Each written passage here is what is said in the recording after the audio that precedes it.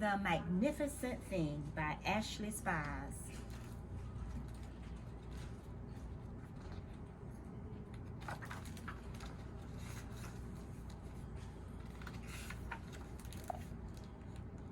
This is a regular girl and her best friend in the whole wide world. They do all kinds of things together. They race, they eat, they explore, they relax. She makes things, he unmakes things. One day, the girl has a wonderful idea. She is going to make the most magnificent thing. She knows just how it will look. She knows just how it would work. All she has to do is make it, and make things all the time. Easy peasy. First, she hires an assistant. Next, they gather their supplies. They set up somewhere out of the way and get to work.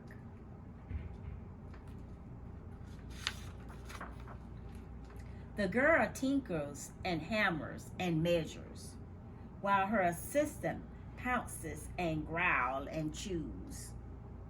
When she's finished, she steps back to admire her work. She walks around one side, her assistant examines the other side. It doesn't look right. Her assistant picks it up and gives it a shake. It doesn't feel right either. They are shocked to discover that the thing isn't magnificent or good. It isn't even kind of sort of okay. It is wrong. The girl tosses it aside and gives it another go. She smooths and wrenches and fiddles.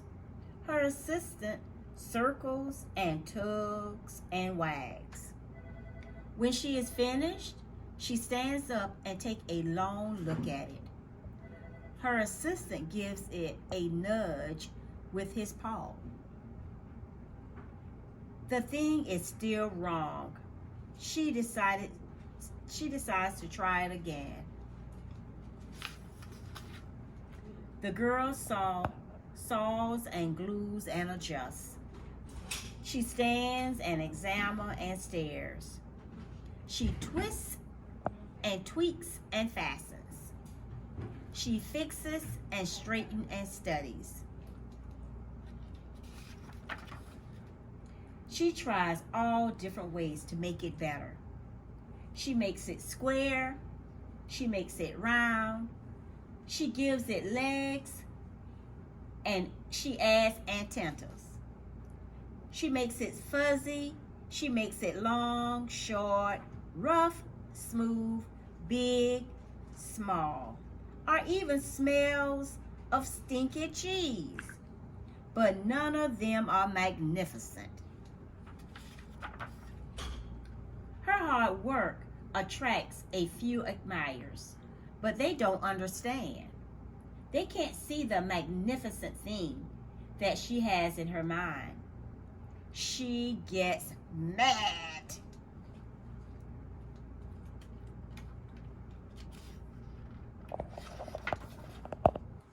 The anger she gets, the faster she works. She smashes pieces into shapes. She jams parts together. She must melt the little bits in. Her hands feel too big to work, and her brain is too full of all the not right things. If only the thing would just work.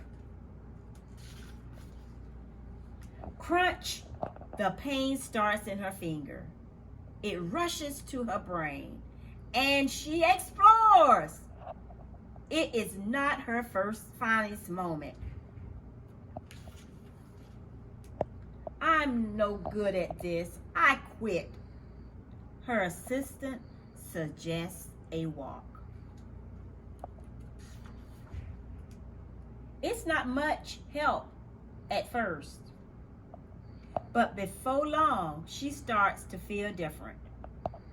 Bit by bit, the mad gets pushed out of her head. As they stroll along, she comes across the first wrong thing she made. The bad feelings are about to start all over again.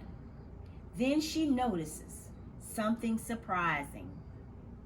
There are some parts of the wrong things that are really quite right. The bolts on one, the shape of another, the will to sit ratio of the next. There are all sorts of parts that she likes. By the time she reaches the end of the trail, she finally knows how to make the thing magnificent. She gets to work. She works carefully and slowly, trinkling, hammering, twisting, fiddling, gluing, painting. Her assistants make sure there are no distractions. This is the perfect thing to ward off bears. This will stop that leak. This one's all wet. The afternoon fades into evening. Finally, she's finished. She alerts her assistant.